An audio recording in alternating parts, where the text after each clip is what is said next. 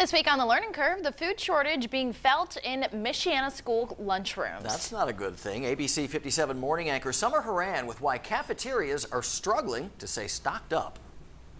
Education, extracurriculars, friendships, sports, all great reasons why you send your child to school every day.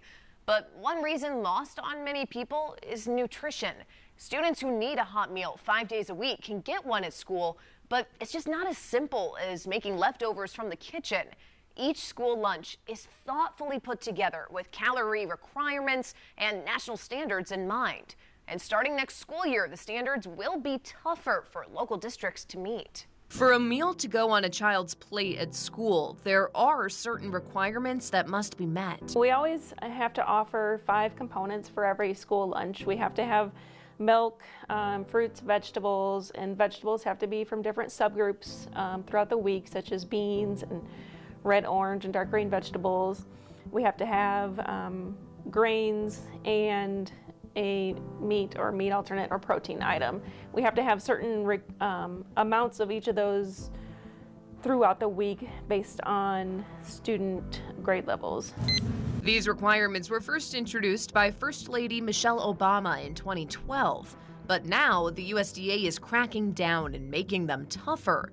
Starting July 1st, 2022, schools can provide kids 6 and older flavored and unflavored 1% and non-fat milk options. 80% of grains in available breakfasts and lunches must be whole grain rich. And by fall of 2023, the USDA says schools will need to decrease salt consumption by 10%. Decreasing the sodium, that is going to be hard for manufacturers to meet because right now they're just focusing on trying to get the product to us so that we have the product to serve to the students.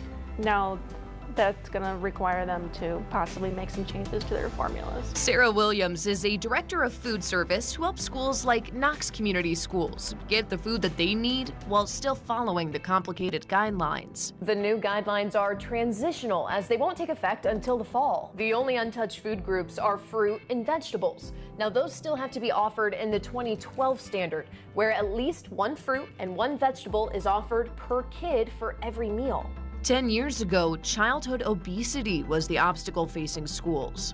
Now, thanks to a worldwide pandemic, the obstacle is just getting enough supply to meet demand. Have they made it more difficult for you to get food, or kind of how has that process been? I think the new requirements that they just put out are going to just make it more difficult to get food. We've already had a bakery vendor decide that they're no longer going to provide bakery bread products to schools starting next school year, whether it be because of labor shortages or they make more on retail items. So now we have to find other sources for our whole grain bread, so it's just going to make it harder. As food manufacturers continue to ramp up production, Williams hopes that these shortages will eventually go away. In the meantime, she hopes parents will understand and trust the process. Just to be patient with schools right now. We are doing everything that we can, particularly in school food service, to make sure that kids are fed and try to get them a meal that they're going to enjoy that meets all of the federal requirements. But what happens when staff finds nutritional, enticing foods to feed your kids and magically it's gone or not in supply? Coming up next Thursday at 6 on the Learning Curve, we're diving into the systems that bring food to schools and how worker shortages and supply chain issues are now affecting the food on your kids' trays. Live in studio for the Learning Curve, I'm morning anchor Summer Haran.